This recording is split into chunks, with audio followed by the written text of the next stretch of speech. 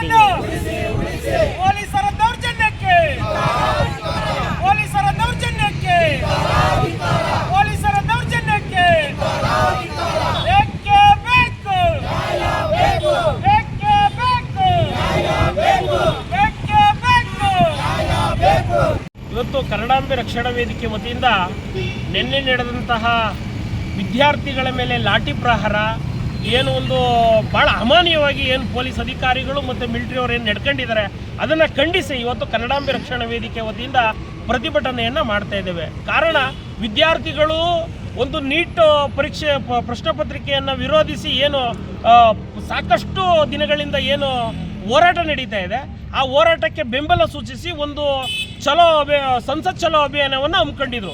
ಆದರೆ ಈ ಸಂಸತ್ ಚಲೋ ಅಭಿಯಾನದಲ್ಲಿ ವಿದ್ಯಾರ್ಥಿಗಳನ್ನು ಯುವ ಜನಾಂಗತೆಯನ್ನು ಭಾಳ ಕ್ರೂರವಾಗಿ ನಡೆದುಕೊಂಡಿರುವಂತಹ ಸರ್ಕಾರಕ್ಕೆ ನಮ್ಮ ಧಿಕ್ಕಾರಗಳನ್ನು ಕೂಗ್ತಾ ಇದ್ದೇವೆ. ಇದು ಭಾಳ ಅಮಾನ್ಯವಾದ ಭಾರತ ದೇಶದ ರಾಜಧಾನಿ ಅಂತ ಕೇಂದ್ರ ಬಿಂದು ಅನ್ನಂತಹ ರಾಜಧಾನಿ ಅಂತ ಕ್ಷೇತ್ರದಲ್ಲಿ ಈ ರೀತಿ ಸರ್ಕಾರ ಈ ತೀರ ಧೋರಣೆಯನ್ನು ತೋರ್ತಾರೆ, ಅದು ಪ್ರತಿಭಟನಾ ಮಾರದ ಮೇಲೆ ಇದು ಭಾಳ ಖಂಡನೀಯ.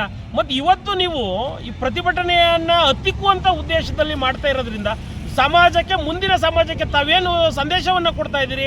ಪ್ರತಿಭಟನೆ ಭಾರತ ದೇಶದಲ್ಲಿ ಪ್ರತಿಭಟನೆ ಮಾಡೋದೇ ತಪ್ಪ.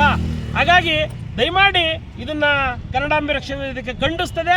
ಈ ರೀತಿ ಮತ್ತೆ ಪ್ರಕರಣಗಳು ನಡೀದೇ ಇರೋಂಗೆ ಕೇಂದ್ರ ಸರ್ಕಾರ ಎಚ್ಚೆತ್ತುಕೊಂಡು ಕೆಲಸ ಕಾರ್ಯಗಳನ್ನು ಮಾಡಬೇಕು. ಈಗ 2014ರಿಂದ ಈಚೆಗೆ ಹೌದು ಕೇಂದ್ರದಲ್ಲಿ ಬಿಜೆಪಿ ಸರ್ಕಾರ ಬಂದ ಮೇಲೆ 10 ಸಾರಿ ನೀಟ್ ಪೇಪರ್ ಲೀಕ್ ಆಗಿದೆ ಅನ್ನೋ ಒಂದು ಆರೋಪ ಇದೆ. ಅದ್ರ ಬಗ್ಗೆ ಇದು ಯಾರು ಈ ತರ ಪ್ರಶ್ನೆ ಪತ್ರಿಕೆಗಳನ್ನು ಸೋರಿಕೆ ಮಾಡ್ತಾ ಇದ್ದಾರೆ ಕೂಡಲೇ ಇವರನ್ನ ಬಂಧನಗೊಳಿಸಬೇಕು, ಮತ್ತೆ ಇವರನ್ನ ಗಡೀಪಾರು ಮಾಡಬೇಕು, ಇಲ್ಲ ಗಲ್ಲು ಶಿಕ್ಷೆಯನ್ನು ಕೊಡಬೇಕು.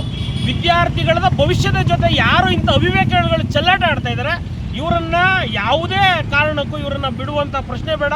ಯಾಕೆಂತಂದ್ರೆ ಒಂದು ಈ ನೀಟ್ ಎಕ್ಸಾಮಿಂದ ವೈದ್ಯಕೀಯ ವೈದ್ಯರಾಗ್ತಾರೆ, ಇಂಜಿನಿಯರ್ಗಳಾಗ್ತಾರೆ, ಭಾಳ ದೊಡ್ಡ ದೊಡ್ಡ ಕನಸುಗಳನ್ನು ಕಟ್ಕೊಂಡಿರೋ ವಿದ್ಯಾರ್ಥಿಗಳ ಮೇಲೆ ಭಾಳ ಪ್ರಭಾವ ಬೀರ್ತಾ ಇದೆ. ದಯಮಾಡಿ ಇಂಥದಕ್ಕೆ ಯಾವುದೇ ಕಾರಣಕ್ಕೂ ಏನು ಬಿಜೆಪಿ ಸರ್ಕಾರ ಬಂದಾಗ ಏನು 2014ರಿಂದ 10 ಬಾರಿ ಸೋರಿಕೆ ಆಗಿದೆ ಅಂತ ಮಾಹಿತಿ ಇದೆ. ದಯಮಾಡಿ ಇದನ್ನು ಖಂಡಿಸುವುದರ ಮುಖಾಂತರ ಮತ್ತೆ ಈ ರೀತಿ ಪ್ರಕರಣ ಆಗದೆ ರೀತಿ ನೋಡ್ಕೋಬೇಕು.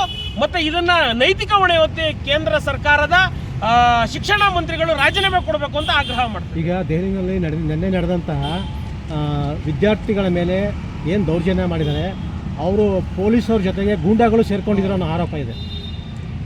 ಯಾರು ಪೊಲೀಸ್ನವ್ರ ಜೊತೆ ಗೂಂಡಾಗಳು ಸೇರ್ಕೊಂಡಿದ್ದಾರೆ, ಯಾರ್ಯಾರು ಗೂಂಡಾಗಳು ಸೇರ್ಕೊಂಡಿದ್ದಾರೆ ಅಂಥವ್ರ ವಿರುದ್ಧ ಕಠಿಣವಾದ ಕ್ರಮವನ್ನು ತೆಗೆದುಕೊಳ್ಬೇಕು. ಯಾಕಂದ್ರೆ ವಿಡಿಯೋ ಫುಟೇಜಸ್ಗಳಿರುತ್ತೆ, ಯಾರು ಪೊಲೀಸ್ ಅಧಿಕಾರಿಗಳನ್ನ ಮಾಹಿತಿ ಇರ್ತದೆ, ಅಂಥವ್ರನ್ನ ದಯಮಾಡಿ ಅವರೇ ಕರ್ಕೊಂಡ್ಬಂದು ಹಲ್ಲೆ ಮಾಡಿಸಿದ್ದಾರೆ.